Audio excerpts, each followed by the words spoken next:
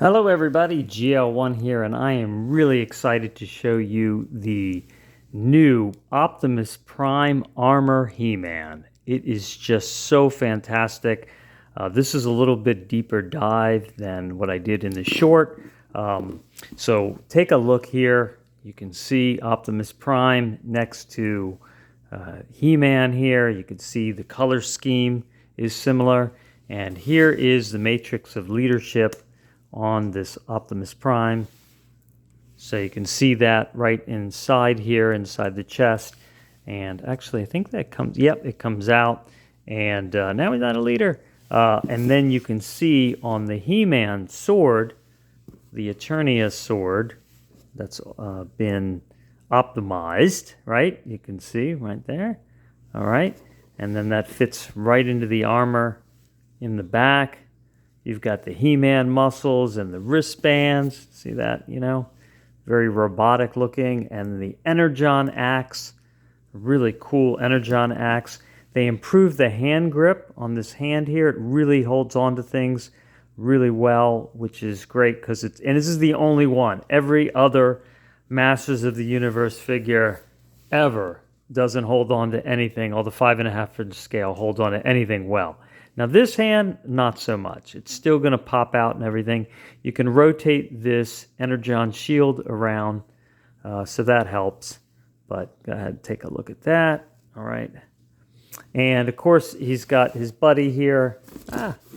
He's got Bumblebee, Man-at-Arms, and then that face mask comes off. You can pull that off. There you go. Man-at-Arms.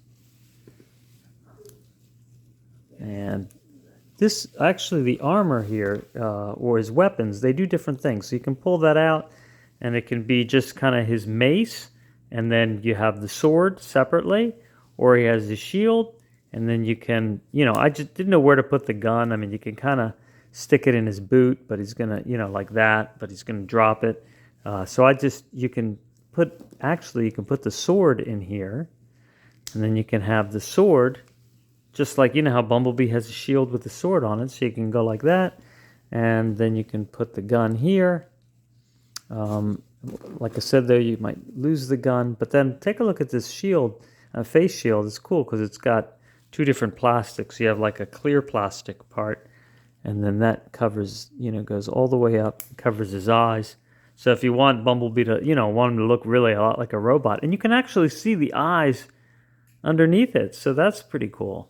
So yeah, that's a great figure. And the Megatron actually is really great as well. He's got lots of options. He's got like a whip that has a dragon head on it, and then he's got his big cannon. But the cannon does a couple different things. So one, you can stick it on his forearm like that, and it falls off all the time though. And he actually has a hard time standing because his weapon's so heavy. And the feet are small. I wish they gave him bigger feet.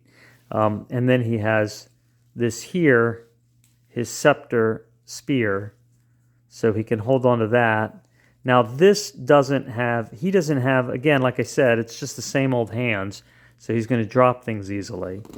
And that actually comes into play with this, so you can change this, turn this around, and then it becomes also like a dragon scepter. And then he can hold it like this, and then it becomes like a dragon blaster scepter. So lots of options there, lots of articulation in the head. You can even open the mouth a little bit. Take a look at that. Hey man. Yeah, so pretty cool. So he's got some great enemies to go against, but this to me is just the coolest He-Man. You could take the face mask off. You got to slide it down though. You can't get it on any other way. You slide it up or slide it down. And just like that. And it shows you here how you can change the accessories, on him, but who would want to? And it comes with a comic book that I did thumb through.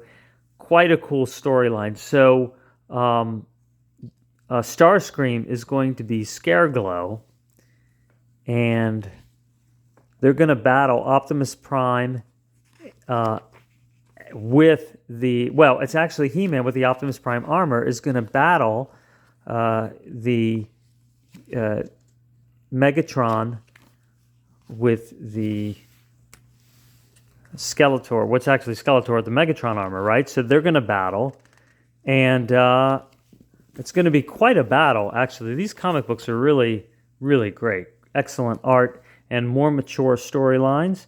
And I can tell you this, He-Man's going to win. So it's a cool fight. He-Man wins. But anyway, there you go. It's just a really great figure. Here's what I wanted to complain about. All right. He's He-Man, the most powerful man in the universe, blended together with Optimus Prime. And then they have the little card, right, to tell you about what his, all his traits. And look, his strength, all right, 10, 10, 10. Power is a 9. Of all the things, I mean, speed, okay, maybe, I don't know. He-Man was really fast. But power? He's the most powerful man in the universe, and now you gave him Optimus Prime armor. He has to be a 10 in power. I mean, it's just crazy. So, I mean, really, everything should be a 10. He's friggin' He-Man with Optimus Prime armor. So, come on, I know they want to make it competitive, but it's not competitive. All right, He-Man's He-Man. The only way it's competitive is that Skeletor's minions, they go and they mess stuff up, and they go and they work together, and they make it tough for the Masters of the Universe. But in the end, the Masters always win because He-Man shows up, and that's it. That's pretty much the end of the story. And that's the way it should always be. So I'm sorry. He's 10 for everything. So, all right, go ahead and order your awesome He-Man Optimus Prime from Mattel Creations, or you're just going to have to wait till January, and probably Target will have it. Target does have the Man-at-Arms and the Skeletor, so you can get those, now.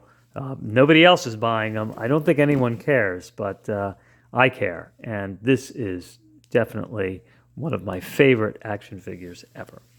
All right, I'll talk to you soon. Take care.